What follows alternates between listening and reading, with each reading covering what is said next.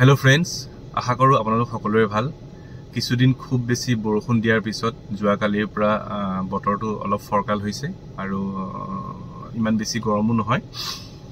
So আজি আপোনালোকৰ লগত মই এটা টপিক শেয়াৰ কৰিব বিচাৰিছো। এই টপিকটো কোনো এক্সাম ওৰিয়েন্টেড বা এক্সামৰ কাৰণে বুলি কোৱা নাই। মই যিখিনি জানো পঢ়িলো মই মানে ভাল লাগিল আপোনালোকৰ শেয়াৰ কৰিব বিচাৰিলো আৰু সকলোৱে গম পায় জাস্ট এটা নলেজৰ এক্সচেঞ্জ হে মোৰ এই ইউটিউব চেনেলটোৰ তৰফৰ পৰা নলেজৰ মই এটা এক্সচেঞ্জ কৰিব বিচাৰো আপোনাৰ লগত। ইয়াত কোনো মই জ্ঞান দিবলৈ আহা নাই, ইমান খুব বেছি নলেজেবল পাৰ্সনও নহয়। Just I want to share কিছুমান টপিক, যোনখিনি টপিক আপোনালোকক শেয়াৰ কৰি ভাল লাগিব। আপোনালোকে তাৰ ৰিপ্লাই দিয়ে যদি কমেন্টত দিয়ে তেতিয়া ভাল লাগিব।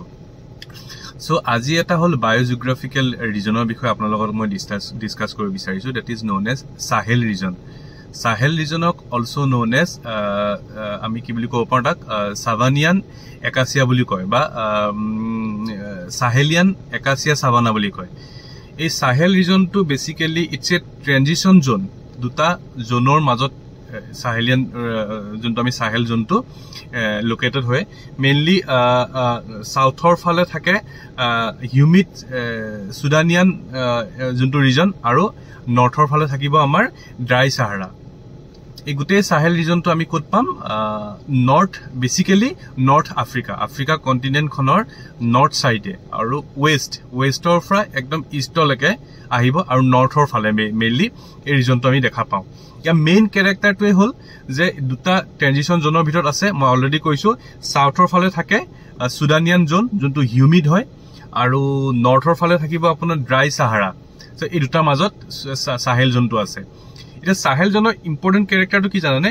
যদিও সাহেল জোনত যোনটো আমাৰ ট্ৰপিক্যাল এৰিয়াত পৰে, মানে ট্ৰপিক অফ কেঞ্চাৰ বা ট্ৰপিক অফ কেপ্ৰিকন যোনখিনি এৰিয়াৰ মাজেদি যায় সেইখিনি আমি ট্ৰপিক্যাল এৰিয়া বুলি কওঁ, সকলোৱে জানে। ইকুৱেটৰিয়েল ৰিজনৰ তলৰ ফালে দুটা ট্ৰপিক্যাল ৰিজন থাকে, এটা ওপৰৰ ফালে থাকিব, এটা ফালে তলৰ ফালে থাকিব।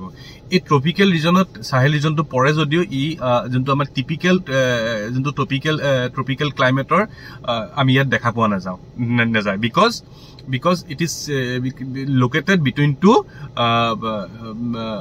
zones, that is Sudanian zone and another one is the Sahara. Okay, total area to jodi kobo bisar 30 lakh square kilometer. Sahel zone or total area 30 lakh square kilometer aru yar jonto topography jodi ko yar elevation to khub kom 200 to 400 আমি মিটাৰৰ এটা elevation পাওঁ, মানে যথেষ্ট বেলেগতকে যথেষ্ট কম, মানে mainly flat surface. আৰু basically ইয়াত প্ৰায় নিয়াৰ এবাউট 10+ কান্ট্ৰিজ এই সাহেল ৰিজনত পৰে। তাৰ পিছত আমি ক'ব পাৰো কেমেৰুন, বাৰ্কিনো ফাছো, তাৰ পিছত ক'ব পাৰো আমি সুদানৰ দুখন, সাউথ সুদান আৰু সুদান, তাৰ পিছত নাইজেৰিয়া, চাদ বা সেনেগাল, এই গোটেই এই যোনখিনি কান্ট্ৰি, এই কান্ট্ৰিখিনি আমি বেসিক্যালি ক'ত পৰিব? সাহেল ৰিজনত পৰে।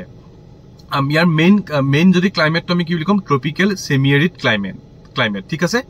আৰু one of the most important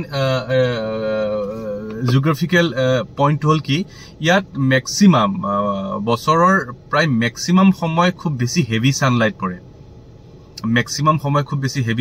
পৰে। আৰু খুব বেছি মানে এক্সট্ৰিম ইয়াত গৰম হয় এই গোটেই সাহেল ৰিজনত। আৰু ইকনমিক্যালি সাহেল ৰিজনটো বহুত বেছি বেকৱাৰ্ড, তাৰ বহুতখিনি ৰিজন আছে।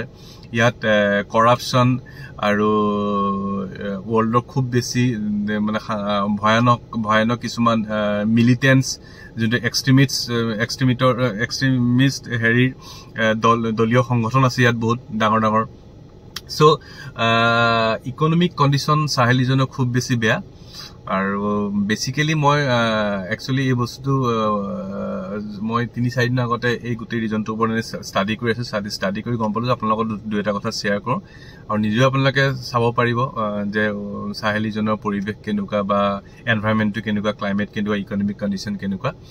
এই গোটেইখন ৰিজনৰ ভিতৰত Nigeria I think largest country আৰু economically most developed country বুলি যদি কওঁ আমি Nigeria Africa continent one of the biggest economy আৰু Nigeria লগতে Niger যোনখন নাইজাৰ কাণ্ট্ৰিখন হয় কাণ্ট্ৰিখন হ'ল ইয়াৰ one of the largest landlock country হয় আৰু মেইন ৰিভাৰ্ছ বুলি ক'লে আমি যোনখন নাইজাৰ ৰিভাৰখনৰ লৈ নাইজাৰ এখন কাণ্ট্ৰিৰ নাম হৈছে আৰু নাইল ৰিভাৰ এইখিনি ইম্পৰ্টেণ্ট ৰিভাৰ আমি এই সাহেল ৰিজনত পাওঁ সো মেইন কথাটো ক'ব গ'লে ইয়াৰ ক্লাইমেটিক কণ্ডিশ্যন দুটা বেলেগ বেলেগ ৰিজনৰ মাজত হোৱাৰ কাৰণে ক্লাইমেটিক কণ্ডিশ্যনটো খুব বেছি বেলেগ আৰু ইকনমিক কণ্ডিশ্যনটো খুব বেছি অলপ হাৰ্ছ হয় সো এইখিনিয়ে কথা আছিল সাহেল ৰিজনৰ বিষয়ে আৰু বেলেগ টপিক লৈ আপোনাৰ লগত আকৌ কথা পাতিম থ্যাংক ইউ সো মাচ